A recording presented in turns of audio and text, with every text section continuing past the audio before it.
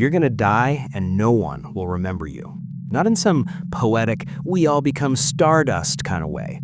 I mean actually forgotten, erased, like you never existed. Your kids might remember you for a while. Maybe your grandkids will have some fuzzy stories. But 3 generations out, you're gone. Your name, your face, your struggles, your victories, all of it dissolves into nothing. And here's the part that really stings. The universe won't even notice. It didn't notice when you were born, it won't notice when you die, and it definitely doesn't care about anything you do in between. But everyone keeps lying to you about this. They keep feeding you fantasies about purpose and destiny and cosmic importance because the truth is too ugly to sell. Well, here's the truth. You don't matter. You never did. And accepting that is the only thing that will ever set you free. Let me destroy something for you right now. Everything you've been working toward, it's fake. That career you're building, that status you're chasing, that image you're carefully crafting on social media, it's all a performance for an audience that doesn't exist. You think you're climbing some ladder to success, but there's no top. There's no prize. There's no moment where you arrive and everything clicks and you finally feel like you made it. Because making it is a lie someone sold you so you'd keep consuming, keep producing, keep running on the hamster wheel until you drop dead. And you fell for it. We all did. Because the alternative, that there is no ladder, no destination, no point, is too terrifying to face sober. Every belief system you've inherited, every rule you follow, every goal you're chasing, ask yourself right now, why? Why do you want that job? Why do you need that relationship? Why are you trying to be good? And if your answer is, because I'm supposed to, or because that's what people do, then congratulations, you're not living your life. You're performing someone else's script. You're a puppet, and you don't even know who's pulling the strings. Your parents, society, some dead philosopher, some religious text written by people who thought the earth was flat, and you're organizing your entire existence around their ideas of what matters, even though nothing actually matters at all. Albert Camus looked at this situation and called it absurd. Not cute absurd, not funny absurd. Absurd like being trapped in a nightmare where everyone pretends everything makes sense, but it obviously doesn't. You're a conscious being, capable of asking why, stuck in a universe that only answers with silence. You want meaning. You crave purpose. You need it like oxygen. And what you get instead is entropy, chaos, indifference, and eventually, death. That's the deal. That's the cosmic joke. You're the punchline. And most people can't handle this, so they run. They run to religion and make up stories about a loving God who has a plan, even though kids get cancer and psychopaths die peacefully in their sleep. They run to nationalism and pretend their random birthplace makes them special. They run to ideology and convince themselves they're on the right side of history, even though history doesn't have sides, it just has bodies. They run to self-help and swallow garbage about manifestation and positive thinking, as if the universe gives a damn about your vision board. Anything to avoid the real answer. There is no answer. There never was. You're alone in the dark, making up stories to comfort yourself until you die. Emile Cioran didn't sugarcoat any of this. He said being born is a catastrophe, not a miracle, a catastrophe.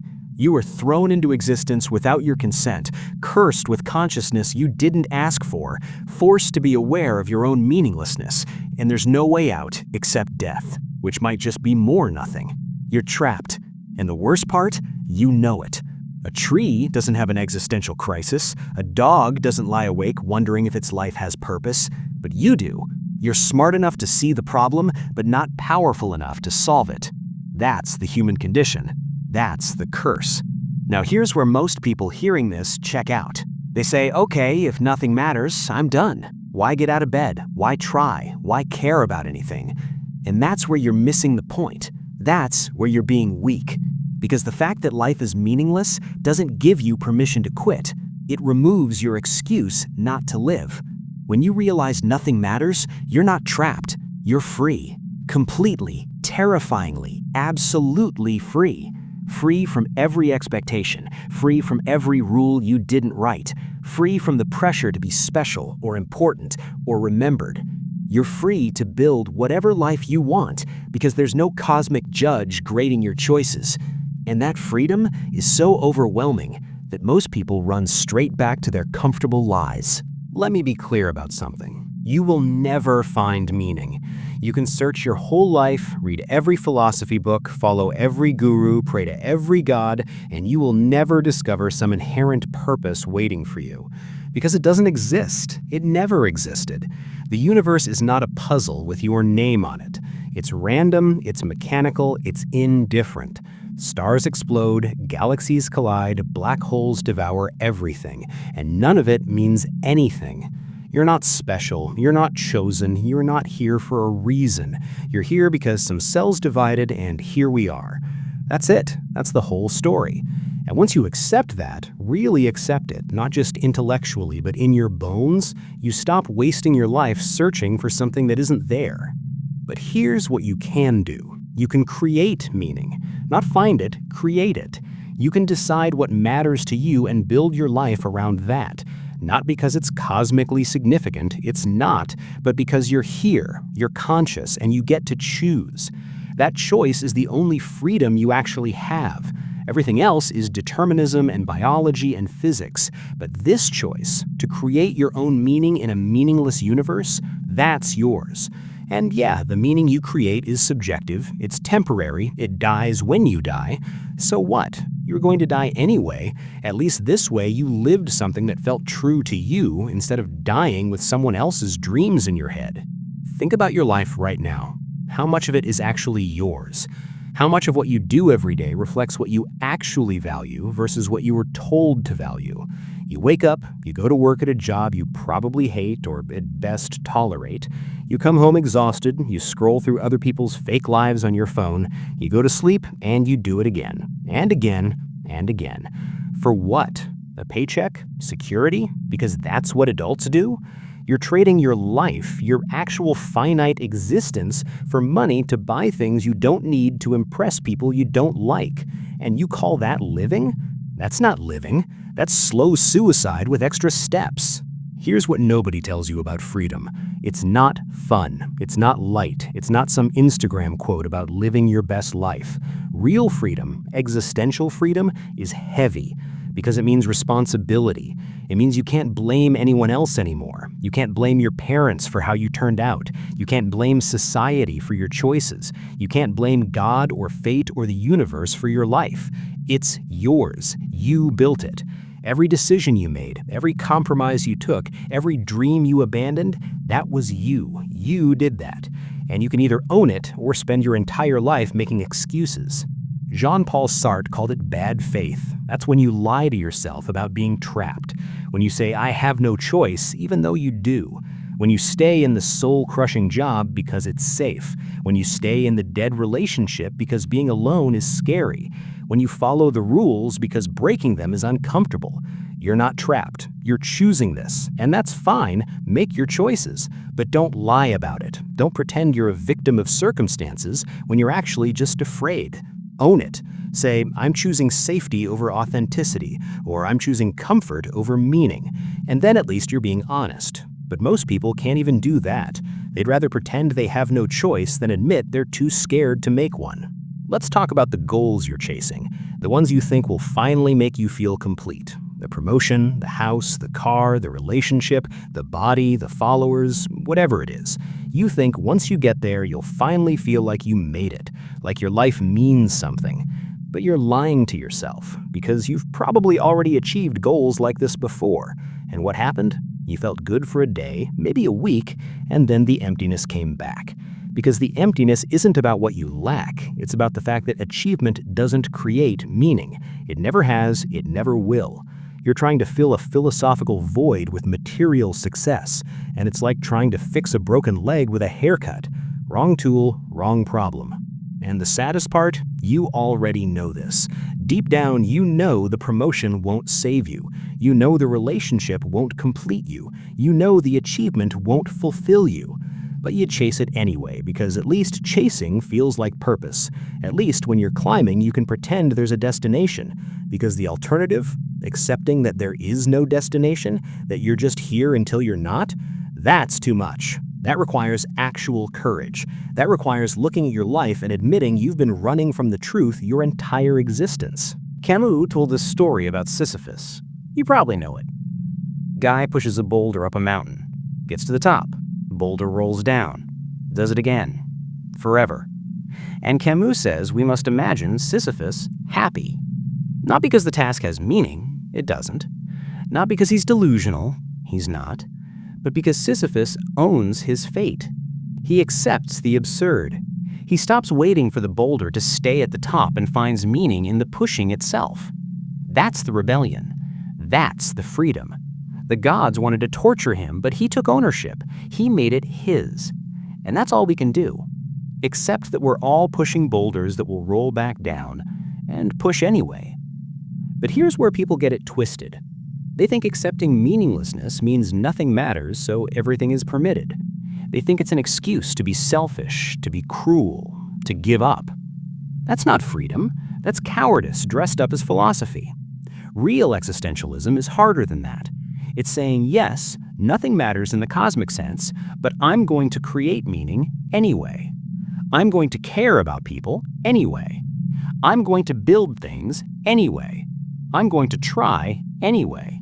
Not because I have to, not because some god or law demands it, but because I choose to.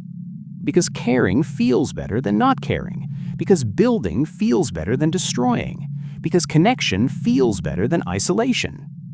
You don't need cosmic significance to justify kindness.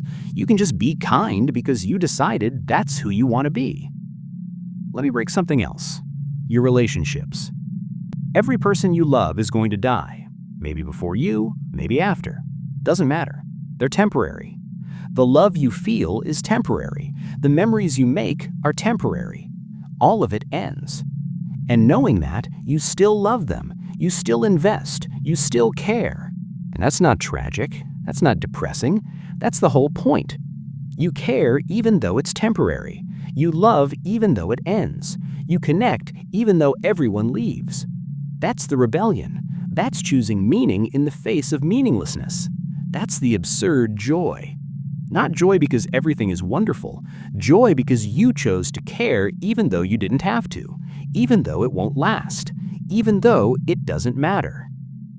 Now let's address the depression, the despair, the voice that says if nothing matters, why not just end it? Camus said the only serious philosophical question is suicide. Should you keep living in an absurd universe? And his answer is yes. Not because life is precious, not because things get better, not because there's some grand reason to keep going, but because suicide is surrender. It's letting the absurd win. It's saying, the universe is meaningless, so I quit. But the existentialist response is the opposite. It's saying, yes, the universe is meaningless, yes, life is absurd, yes, I'm going to die and be forgotten, and I'm going to live fully anyway. That's the defiance. That's the middle finger to the void. That's the rebellion. And look, if you're genuinely struggling with suicidal thoughts, this philosophy isn't therapy. It's not a replacement for professional help. Get help. Talk to someone. Take medication if you need it. But understand this. The despair you feel isn't because life is meaningless. Life has always been meaningless. The despair comes from expecting it to be meaningful, from waiting for purpose to arrive, from believing the lies everyone told you about destiny and divine plans. Once you let those lies go, once you accept the truth, the despair doesn't disappear, but it changes. It becomes manageable, because you're not fighting reality anymore, you're accepting it and building a life within it. Here's what freedom actually looks like. It's waking up and deciding what matters today. Not what should matter, not what you were told matters, what actually matters to you. And then doing that. Maybe it's creating something. Maybe it's helping someone. Maybe it's just enjoying a moment. Whatever it is, it's yours. You chose it, nobody else. And tomorrow, you get to choose again. That's it. That's the whole practice. Choosing meaning every single day until you die. Not finding it, creating it. Over and over. until you can't anymore. And yeah, some days you're gonna fail. Some days you're gonna fall back into the patterns. You're gonna chase manufactured goals. You're gonna care what people think. You're gonna forget that nothing matters and start acting like it does. That's being human. That's fine. Just notice it. And when you do, come back. Remind yourself, the universe is indifferent. Nothing matters. I'm free. And then keep going. That's the work. That's the boulder. That's the life. Let's get brutal about time. You don't have much of it. If you're lucky, you get 80 years. That's about 29,000 days. How many have you already wasted? How many days did you spend doing things you hate, following rules you don't believe in, chasing goals that aren't yours, being someone you're not? Add it up. Look at that number. That's your life. That's the finite resource you're burning. And for what? For approval from people who aren't even paying attention? For success in a system that doesn't care if you live or die? For comfort that makes you miserable? You're trading your life for nothing. And you can keep doing that until you die, or you can stop. Right now, today, this moment, you can stop pretending and start living. But you won't. Most people won't, because stopping requires courage. It requires facing the truth. And the truth is ugly. The truth is, you're alone. Not in the nobody likes me way, in the fundamental way. You are a consciousness trapped in a body on a rock in space. Nobody can truly understand you. Nobody can save you. Nobody can give you meaning. You're alone with your choices and your consequences and your mortality. And that's permanent. You will be alone until you die, and then you'll be nothing. No afterlife, no reincarnation, no cosmic reunion. Just nothing. The same nothing that existed before you were born. You won't experience it because there won't be a you to experience anything. You'll just stop, like a computer shutting down. And everything you were, your memories, your personality, your loves, your hates, your dreams, all of it just ends. No save file, no replay, no meaning. And somehow, knowing all of that, you still have to get up tomorrow. You still have to make breakfast. You still have to go to work. You still have to interact with people who have no idea that you're staring into the void. You still have to pretend like any of this matters. And maybe that's the real absurd. Not that life is meaningless, but that we have to keep living like it isn't. We have to go through the motions. We have to maintain the performance. Because if we all stop pretending at the same time, the whole thing would collapse. Society only works because we collectively agree to ignore the truth. We build our elaborate civilizations and our complex systems and our important institutions, and we all pretend they mean something.